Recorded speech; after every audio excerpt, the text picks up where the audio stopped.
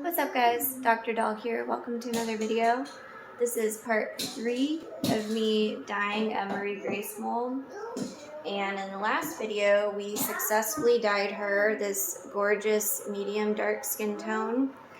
And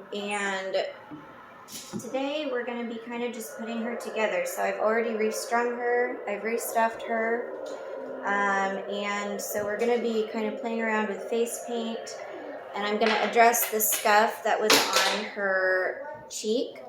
So I've already buffed it out. So you can either use micro mesh. I'm going to adjust the camera. You can either use micro mesh or a very fine grit sandpaper like 3000 to sort of buff out any scrapes. And your goal is to just get it smooth so that the surface is all the same level. You can see there's still discoloration though, because the dye took unevenly in that place. So what I'm going to do today is hopefully correct that, as well as do some face paint, and then if there's time I'll go ahead and put her eyes and wig on and we'll finish her up. So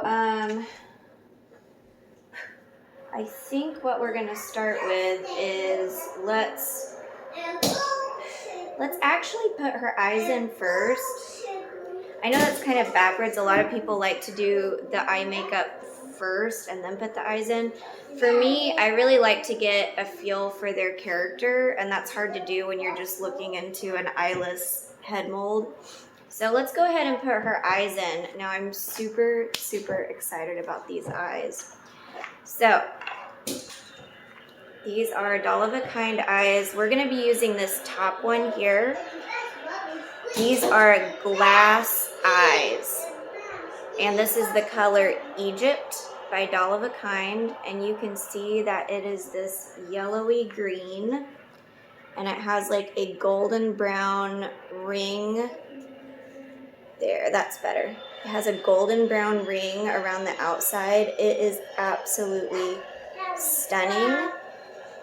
This is my first time actually working with glass eyes.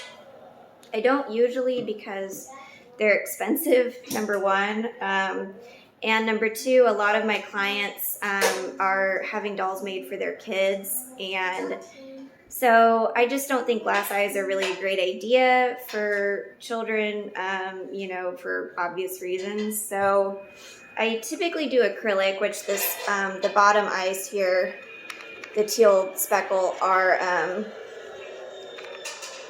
those are, see if I can get it to focus.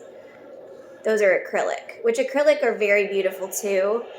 But the glass eyes definitely have more of a clarity to them. They're a little more realistic. They have a little bit more detail and depth.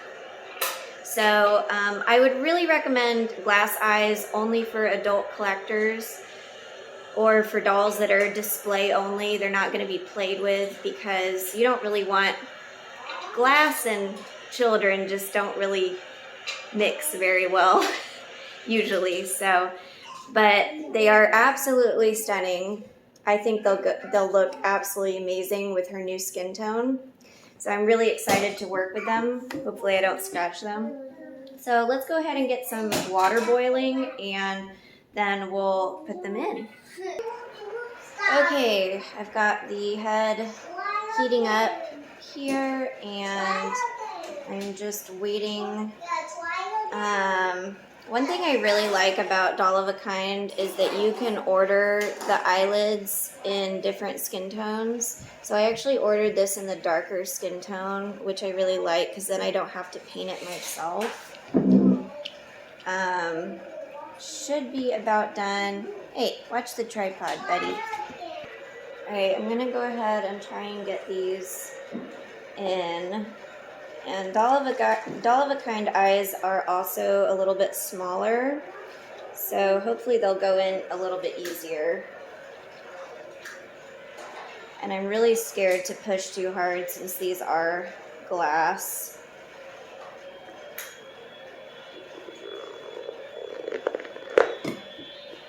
Okay. Oh no. Shoot. Okay. I think the casing fell off on this one. Hold on, I gotta fix this. Alright, so this is the deal with eye swapping, is it doesn't always go according to plan. So what happened when I pushed it in is that the back part of the casing went in fine, but this front metal frame popped off separately.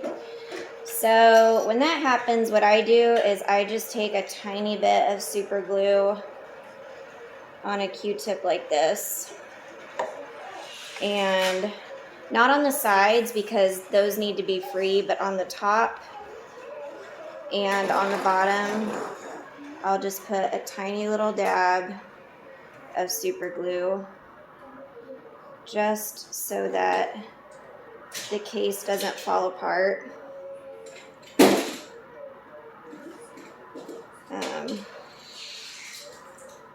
Because sometimes that happens. And with eye swapping, it's always just sort of like touch and go. Like sometimes it works flawlessly and there's no issues at all. And sometimes it will take you 2 hours to put a pair of eyes in. So it's just kind of how it goes. Let's try this again now that I've got that casing fixed a little bit better. And I'm going to start with the eye that I didn't super glue. And let's try this again.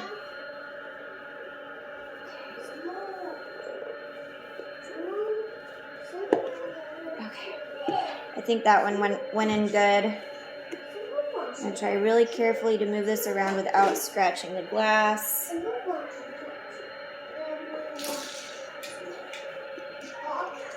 Okay, well, that went in easily, and that is absolutely stunning. I don't know if you can see the color really well. Oh my goodness, I wish this camera was better. All right, let's try and get this one in.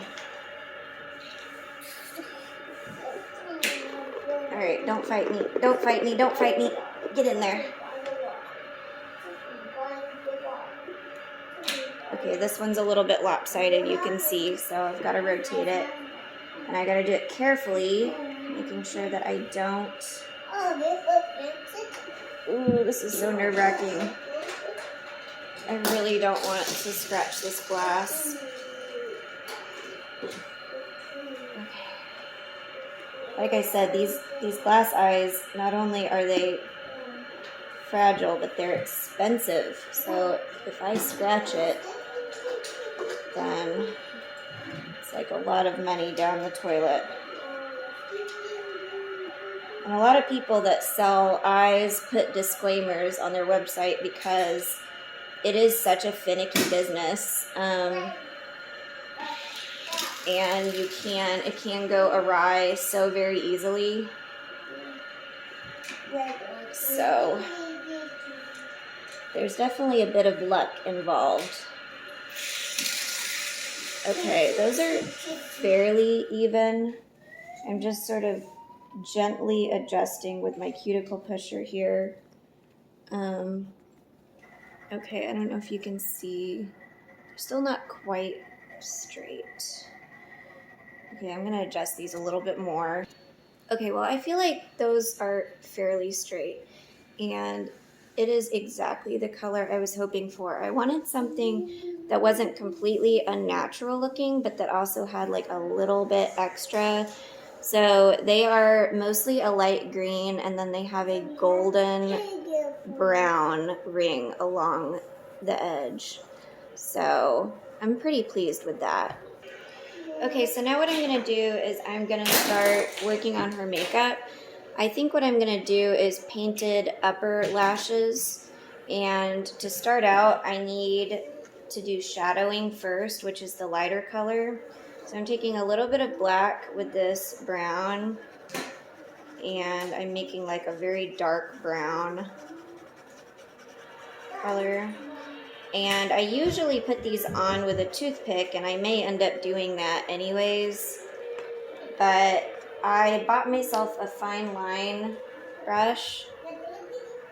And I'm going to try that out and see if that doesn't help me get a little bit better detail. So I'll try to do this in the camera. I always start on the side here. And the shadowing, it's okay if it's really close to the skin color. Because you don't want it to pop out as much. Ooh, this is actually working really well. I should have done this a long time ago. I've been fiddling around with a toothpick with this. Oh, this is so much easier. Where have I been? Apparently not using my brain. Okay, so that's one side, shadowing done. I'm going to do the other side. And, oops, I got too much on my brush. So I am going to take a toothpick and just scrape some of the excess off. Because I want these to be very small, fine lines. I don't want them to look chunky. I think I got a little bit too much product on my brush there.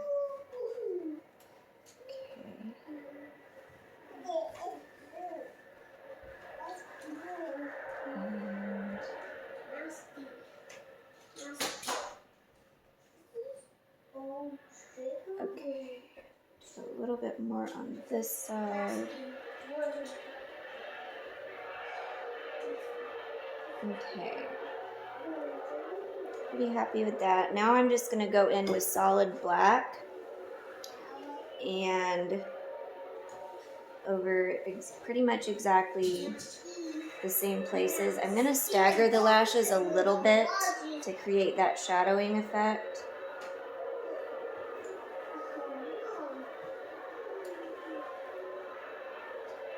But it's okay if some of them are on top of each other. You almost want it to look a little bit unorganized, a little bit chaotic, because, you know, lashes aren't like parallel lines. Some of them cross over, some of them are a little crazy. So you don't want them to be like perfect straight lines. That's not the goal here. So that's one side over here. Let's do the other side.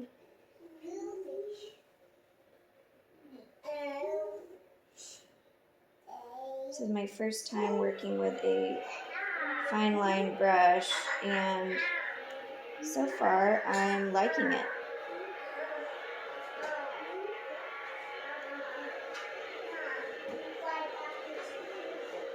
Struggling a little bit more on this side, which makes sense. If you're right-handed, the left side's going to be a little bit more difficult just because you're crossing over. Okay, so I'm going to go back through with a toothpick again and just clean up some of these bigger lines. Just pushing down and creating a little bit finer lines. That looks pretty good, actually. What do you think? Can you even see? The lighting in here is so awful.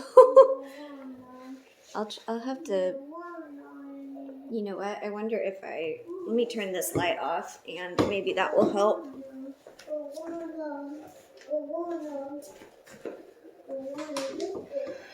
Does that help at all? Oh, not really. It's because there's so much backlighting. Here, I'll show her in better light once I get her dry. But I'm pretty happy with that. I think that looks really good. I don't want to do too much with her makeup.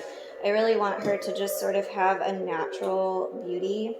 I would like to give her a nice, juicy red lip. I got this gorgeous metallic, like berry red color.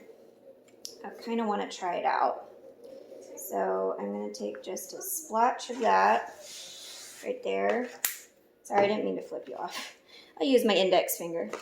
And a little bit of glazing medium.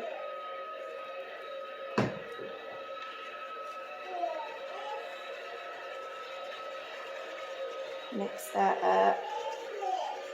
It's a really pretty color. What do you need fixed, sweetheart? Okay. Now for the lips, I use... Hold on just a second. Okay, I'm back. So for the lips, I typically use a flooding technique. So what I do is I take a toothpick and I outline the lips so that I have a nice outline and I'm happy with the shape. So we're just going to outline and make an aesthetically pleasing shape. Sometimes you can follow the old paint lines. However, that's kind of what I tried to do, but the dye really did a good job of covering up what was there. Hey, careful, buddy. It's a seaplane, you're right. My 2-year-old is obsessed with airplanes and seaplanes and anything that flies, really. Helicopters, rockets. Airplanes are his favorite, but anything that flies in the air, he absolutely is obsessed with it. So he wanted to show me his seaplane toy. For his 2nd birthday, it was airplane themed, and we had an airplane cake with like clouds and sky in the background. And then he got this like motorized airplane toy that you can ride around in. That was pretty fun. Okay, so I've got a general outline. Now I'm going to start just globbing the product in the center and then spreading it around using the toothpick. This is the flooding technique. And I use this technique because you can control where the product goes. I feel like it prevents that streaky look that you get by using a brush. This tends to look a little bit more glossy, a little bit more realistic, at least in my opinion.